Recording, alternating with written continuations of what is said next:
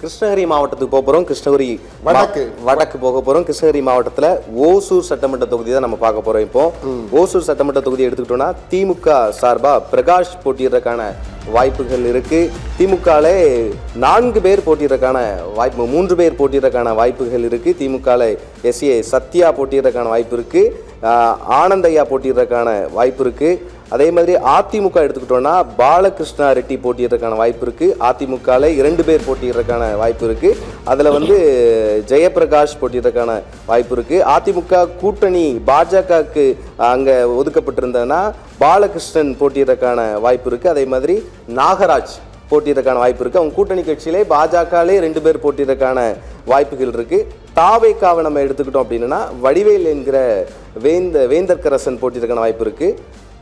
நாம் தமிழர் கட்சி எடுத்துக்கிட்டோம்னா இன்னும் முடிவு செய்யப்படல. ஆனா முடிவு செஞ்சிருக்காங்க, இன்னும் நமக்கு அதிகாரப்பூர்வமா கிடைக்கல அந்த வேட்பாளர்ல. ஆனா நீங்க ஓசூர் தொகுதி பாத்தீங்கன்னா ஓசூர் நகரம் ஒரு பெரிய நகரம், அது ஒரு மாநகராட்சியாக தற்போது உயர்ந்திருக்கிறது.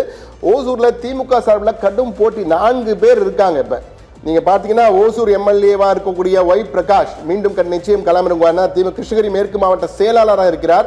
அதே போன்று திமுகவிலே மாநகர மேயராக இருக்கும் மாநகர செயலாளர் எஸ்ஏ சத்யாவும் களமிறங்குவார். அவரும் போட்டியிட வாய்ப்பு இருக்கு. மாநகர துணை மேயர் பகுதி செயலாளருக்கும் ஆனந்தையா அவர் மட்டும் இல்லைங்க, ஒன்றிய செயலாளர் ஓசூர் வடக்கு ஒன்றியத்துடைய ஒன்றிய செயலாளர் கஜேந்திரமூர்த்தி அவரும் இந்த களத்துல இருக்காரு. எனவே திமுக 3 பேர் புகைப்படங்கள் கொடுத்திருக்கோம். கஜேந்திரமூர்த்தியும் ரேஸ்ல இருக்காரு. பிரகாஷ்க்கு வாய்ப்பு அதிகம் சொல்லப்பட்டாலும் யாருக்கு வாய்ப்பு கிடைக்கும் கடைசியா கட்சியின் தலைமை தான் முடிவு செய்யும், திமுக தலைமை தான் முடிவு செய்யும். ஆனால் 4 பேர் தற்போது ரேஸ்ல இருக்காங்க. பிரகாஷ், சத்யா, ஆனந்தையா, கஜேந்திரமூர்த்தி. யாருக்கு வாய்ப்புன்னு பார்ப்போம். திமுக மட்டும் இல்ல, அதிமுக பாத்தீங்கன்னா இது ஒரு முன்னாள் அமைச்சர் தொகுதி. பாலகிருஷ்ண ரெட்டி அமைச்சராக இருந்திருக்கிறார். எனவே அஇஅதிமுக பாலகிருஷ்ண ரெட்டி, அதே போன்று ஜெயபிரகாஷ், அவங்க 2 பேரும் அதிமுக கிடைச்சா இவங்க 2 பேருக்குள்ள போட்டி. அதிமுக கூட்டணிக்கு போனா அங்கேயும் பாலகிருஷ்ணன் இருக்காரு, நாகராஜன் இருக்காங்க, நாகராஜ்.